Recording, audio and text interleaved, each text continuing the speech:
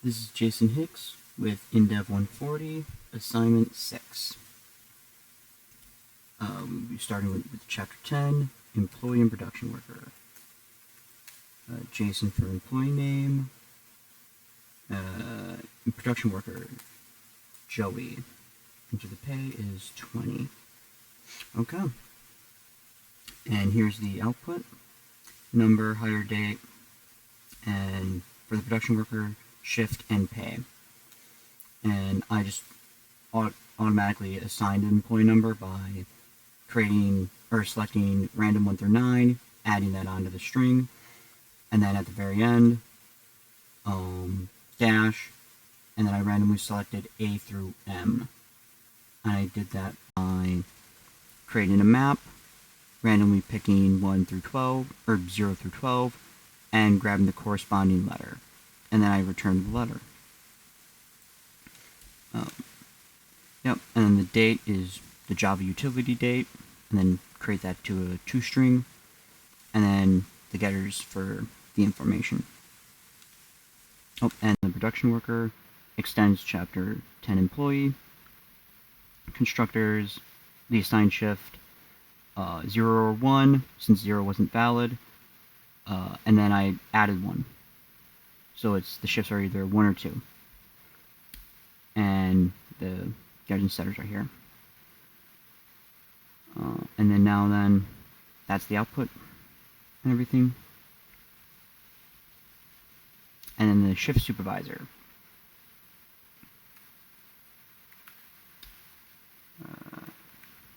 Jason, what does Jason have? Or what salary does Jason have? That's like a valid amount. And, yep, and there's constructors, and the setters, and the getters.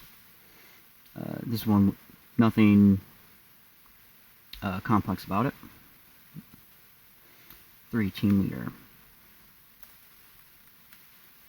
Jason, pay, 45, bonus, we'll do 300. Oh, how many hours of training? 5 hours of training. And I will need more training.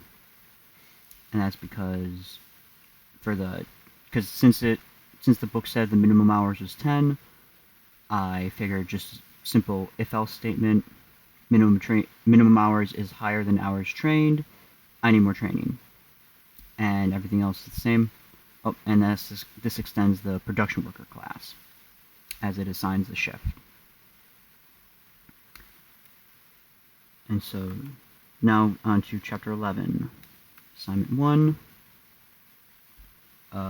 similar output for the employees. Code. And, yep, here's where we assign an employee number. I like to be all ones, so, okay, it's not a valid length. So if I'll do 4, 5, okay, yep, not a valid length, that was my mistake.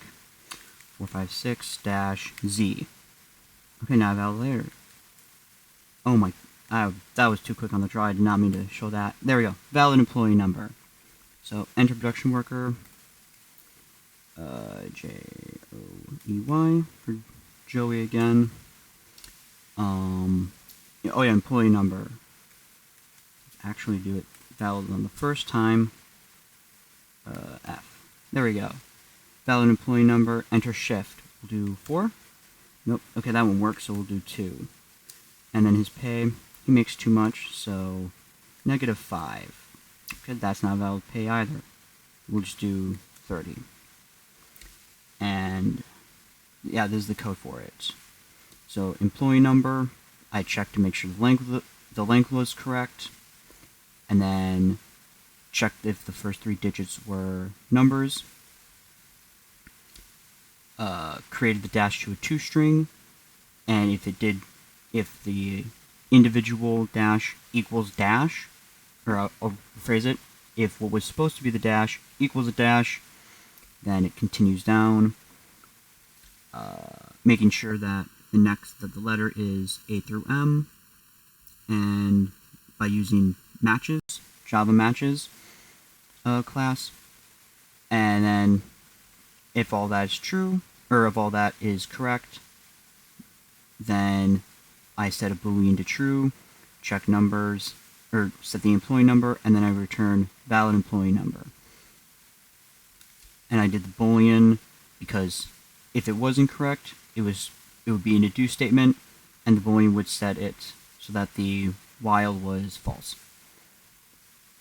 Or so that while it was false, it would continue on. I think that whatever. I got it working.